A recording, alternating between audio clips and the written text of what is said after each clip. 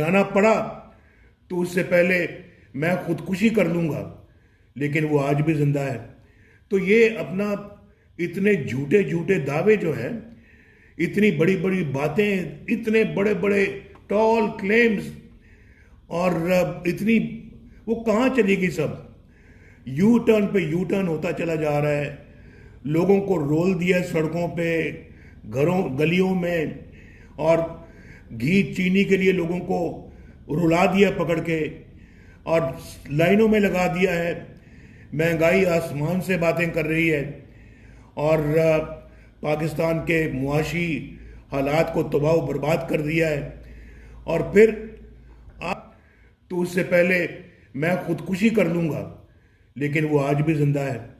تو یہ اپنا اتنے جھوٹے جھوٹے دعوے جو ہیں، اتنی بڑی بڑی باتیں، اتنے بڑے بڑے ٹال کلیمز، اور اتنی وہ کہاں چلے گی سب؟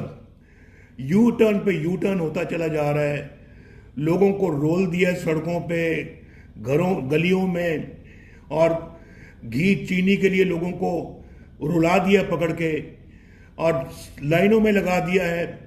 مہنگائی آسمان سے باتیں کر رہی ہے، اور پاکستان کے معاشی حالات کو تباہ و برباد کر دیا ہے۔ اور پھر آگے چلا گیا ہے، وہ میرے لیڈر ہیں، میں ان کی فالوور ہوں، میں نے ان کے نظریے پہ لگ گیا۔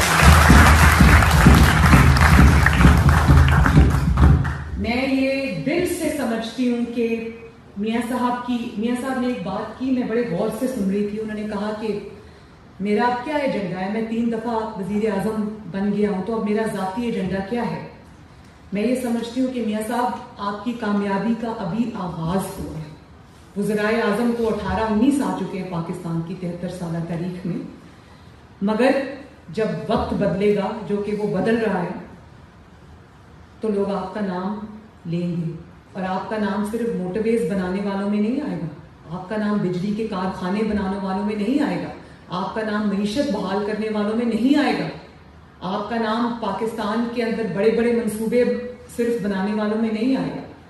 آپ کا نام ایک واحد اس لیڈر کی حیثیت سے لیا جائے گا انشاءاللہ تعالی آنے والے دنوں میں، اور پوری پاکستان کی تاریخ میں، جس نے پاکستان کی مردانہ وار مقابلہ کر کے تمام آزمائشوں کا، تکلیفوں کا قربانیاں دے کے اپنی ذات کی، اس نے پاکستان کی سمت بدل دی۔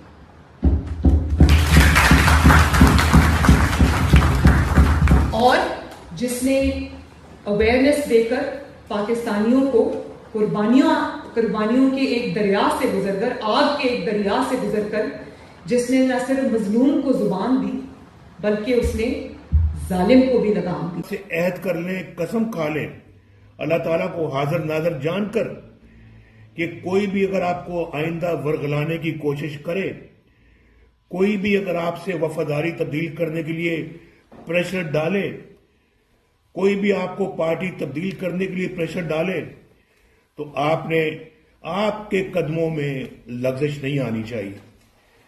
آپ استحکام کے ساتھ کھڑے رہیں۔